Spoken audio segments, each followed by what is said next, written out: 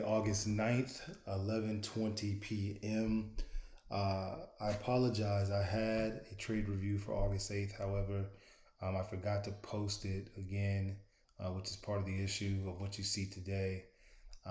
And I didn't want to get anything out of chronological order with some of our other analysts like Dorian, Lucas, David, who are posting for August 9th. So I skipped over that one, but there were some things that I talked about within that trade review that carried over into what you see as a disappointment today. And so these are the sucky parts of being a trader, the tougher parts, man, where, you know, just kind of manifested this one today.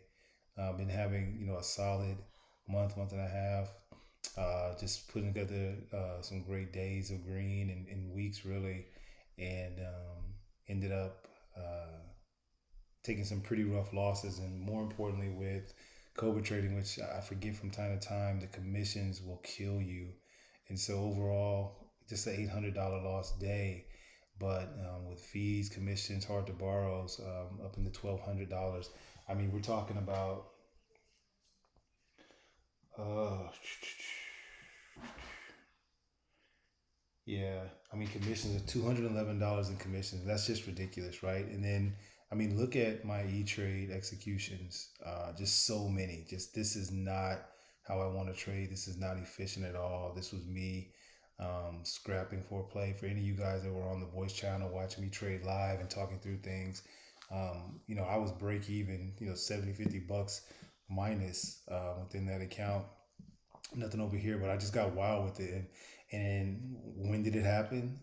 When I went to the gym and started looking at my phone and thought that I knew my levels on the phone, but I trade and make money when I'm at my computer. So again, just lessons, man, of being disciplined. And like, there's so much going on within my life that if I do not keep that discipline, if I do not keep that structure, from time to time I get loose. But that being said, I know the problem, I identified the problem, and then we just apply the information and learn from it. And so going through this, talking through everything is part of the process as well. It's a part of the learning and the growing and continual involvement. And it's embarrassing, but hey, it is what it is. So let's get into it. We'll start off with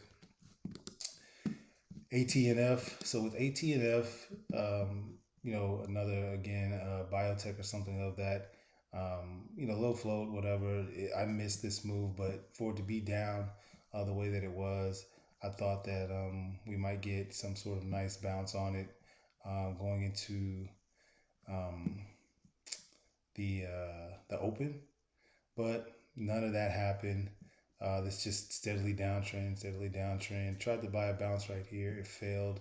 I ended up selling it for break even. Again, tried to get the day started, but nothing was going with that. So no money made, no money lost, just time.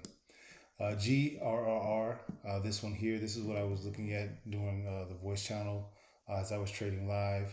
For junior traders, we will start to get into this more and start to do some live webinars, live trading. But for right now, allowing everyone to kind of get a view of it. Again, just wanting to continue to add value.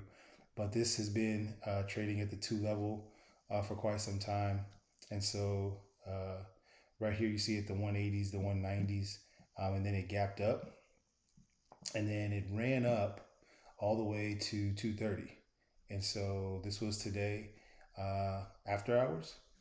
But, excuse me. So yeah, let's start that over. So this one had been trading fairly well. It had got up from the mid ones all the way up here to the twos.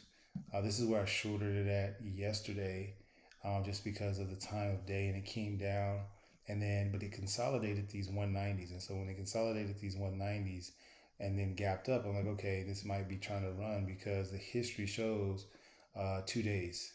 Typically it's running, 2 days or more, and that hadn't happened. So it's a little bit easier to see it here, or just quicker. So prior, you have this history right here. Not a lot of good history that I would say, but enough with volumes. Okay, potentially you have this day right here of a first green day. Potentially it runs it back. So that's what I was thinking about. That's what I assumed was going to happen, but it didn't. And so we got out of the pre-market, and then we get into the actual day of trading, and it just fizzles. There's nothing happens. It stays on the VWAP.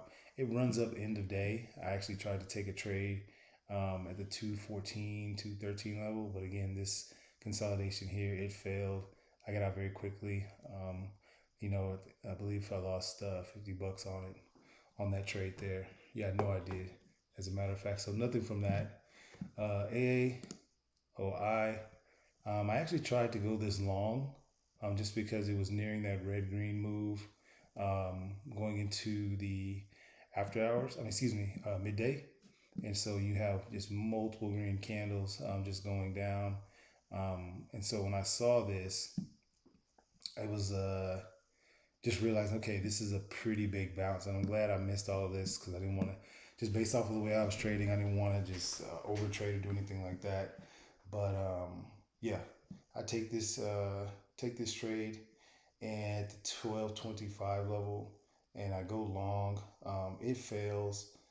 It's just no volume in it relative to the stock price. I mean, 1 million shares is gonna do nothing to this stock. 2 million shares, but I thought that it could, at least skip up or do something like that, just holding the way that it has been. Um, tried that, it wasn't happening, and then I ended up getting short a little bit late in the game.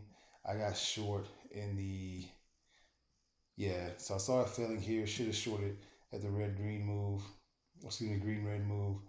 This was where FOMO was taking over with some of the losses that I had earlier, or just non wins, or just looking for a trade. Got in at 1187, 86, and got down to here. And then I said, okay, this stock has bounced right here. And it's, look how many candles it's had. 1, 2, 3, 4, 5, 6, 7. So that's 7 times 5, 35 minutes of downside. This is not going to sustain, a down move. Thankfully, I get out 1165, 67, I believe, and it proceeds to continually bounce. So yeah, that was just a good awareness from there. This is where the problem started, or before this, right? And why the AAOI met. So TTOO, I was all over the place on this trade. It was more frustration because I wasn't being patient with the move. So I actually put within my thesis, within my watch list notes, of this holding, these levels holding, and the 28 level holding, and it did exactly that. And I actually started to take a move, or take a position right before red green, which was 31 on the dot. And so you see these previous highs right here, the 31 level. I get at the beginning of the day, I actually get long this, and this long ends up making back money that I screwed up on VTGN. And so the money that I screwed up on VTGN, which I'll get to in a minute, I was basically trading for profits. And when you say trading for profits, you're just trying to recoup a loss. So regardless of what the move makes, looking at the chart, looking at the L2, and just letting the stock play out to the chart, you're just trying to get the gains back. And so I take gains too soon around the 32 cent level, thinking like it couldn't go any further. But the reality is like this resistance here, which was very clear. I mean, look right through here. Look at this line. A resistance is now the support. And so worst case scenario, I go back to zero, break even. Best case scenario, it does exactly what it did, which has got all the way up to 37, within, 10:30, 10:30, 10:20, right? So perfect idea to be done for the day, but I take the profits too early. I'm frustrated already, and this thing just chops around, and I go in and out, in and out, in and out. Even at the gym, all the things I was doing, I was still in and out on my phone, and like just either scalping it or razor blading myself, and it just started to frustrate me. Where the losses started to add up was when I went over to my Cobra account and I tried to short it. And when I started to short it with Cobra, and I realized this, the commissions for stocks under $1 are a huge detriment to your account. $14, $15 round trip, not even round trip, one leg in, one leg out. And so, you're talking about $30 a trade on top of the losses themselves. I actually had a winner on the short that came all the way back from the 32 area and bounced, and then even after hours, it just continually just pulled around on me. Tried to go long again. It shook me out of that, and so I was all over the place. I was looking for 35 to hold. I mean, it's clear what's going on here, and what's idea. And I just gave up and said, it's all about mental capital. Live to see another day. This resistance right here at 35.5, where it's just continually topping out, and as easy as I can see this now from my computer, just was not seeing it right. Just was not seeing it right, and so this is where the trade journal and just the voice gives rhyme to reason. So even beyond that, I mean, you're talking about another level of resistance here. So it's not to say that this can't continue on. I'll be looking at it in the pre-market, but more than likely won't trade it just because of peace of mind. It did the most damage to my account outside of the initial trade that I did right before the pre-market was over, which I don't want to do. It's either a good time before the pre-market is done with, or I'm into the market open. But the trade right at the pre-market open is just terrible. And so that was the last trade, really one of the first trades. It was VTGN. And so I thought that, with a first green day that potentially this could go, which it did, but it wasn't what I thought it was going to be. So when it came here at the 7 level, it was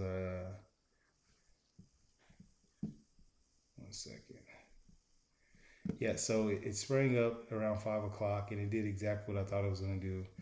Go red to green because it's down so much, and it had an awesome red day yesterday. But I actually tried to catch it on the bounce heading into the open, thinking that it was going to shoot up, but it shot down. And so I see it now getting this flag, which is forming kind of like almost like a bear flag.